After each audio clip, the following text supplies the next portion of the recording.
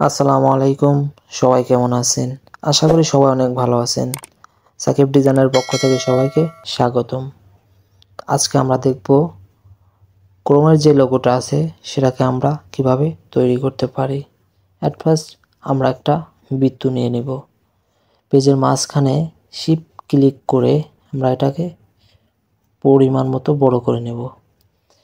তো আমরা বড় করে নেওয়ার পরে আমরা পেজের মাঝ বরাবর বৃত্তটাকে বসিয়ে দেব। বসিয়ে দেওয়ার পরে আমরা এটাকে একটা কপি করব। Ctrl+C Ctrl+F। তো এটাকে আমরা কপি করার পরে আমরা এটাকে শিফট ধরে আমরা পরিমাণ মতো বসিয়ে দেব। পরিমাণ মতো বসিয়ে দেওয়ার পরে আমরা এটাকে আবারও কপি করব। Ctrl+C Ctrl+F। তো এটাকে কপি করার পরে আমরা আবারও শিফট অল্টার ধরে এটাকে পরিমাণ মতো বসিয়ে দেব। তো বসিয়ে দেওয়ার পরে আমরা যাব টুলস থেকে আমরা নেব লাইন টুল।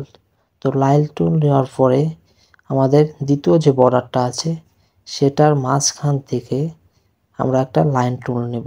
লাইন টুল নেওয়ার পরে আমরা আবার টুলসে যাব। টুলসে দেওয়ার পরে আমরা নেব রোটেট টুলস নেওয়ার পরে আমরা পেজের যে মাঝ বরাবরের বৃত্তের আমরা ওয়ালটার ধরে একটা ক্লিক করব। ক্লিক করার পরে আমরা এখানে লিখে দেব 120, তারপরে কপি।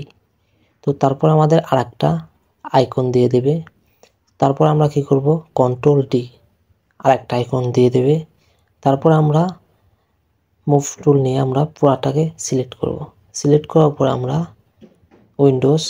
উইন্ডোজ থেকে যাব পাথফাইন্ডার পরে আমরা যাব ডিভাইডেড। তো এটাকে ডিভাইডেড করার পরে আমাদের সাইড দিয়ে যে রাউন্ডটা ছিল সেটাকে কেটে দেওয়া হবে। তো তারপর আমরা রাইট বাটন ক্লিক করে আনগ্রুপ করার পরে আমরা এটাকে নিজের মতন আমরা কালার করে দিতে পারবো। তো এবার আমি একটাকে কালার করে দিলাম। তো কালার করে দিলাম হলুদ। তো তারপরে আমরা তারপরের যে রাউন্ডটা আছে সেটাকে আমরা কালার করে দেব। তো সেটাকে আমরা কালারে যে আমরা করে দেব সবুজ কালার। তো সেটাকে আমরা সবুজ কালার করে দিলাম। তো তারপরের যে রাউন্ডটা আছে সেটাকে আমরা করে দেব লাল কালার। তো আমরা কালার থেকে লাল কালার দিয়ে দিচ্ছি। তো এটাকে আমরা লাল কালার দিয়ে দিচ্ছি। তো তারপর মাঝখানে যে শেপটা আছে সেটার ভিতরে আমরা এবার দেব হলো আকাশি কালার। তো আকাশি কালার দেব, কালার দিয়ে আমরা ওকে। তো এইবার আমাদের দেখতে পাচ্ছেন যে ক্রোমের যে লোগোটা ছিল সেটা আমাদের পরিপূর্ণভাবে আমরা তৈরি করে ফেলেছি। তো আশা করি ভিডিওটা সবাই বুঝতে পেরেছেন। ভিডিওটা ভালো লাগলে আমাদের জানিয়ে যাবেন, আর কোনো সমস্যা থাকলে সেটাও আমাদের জানিয়ে যাবেন।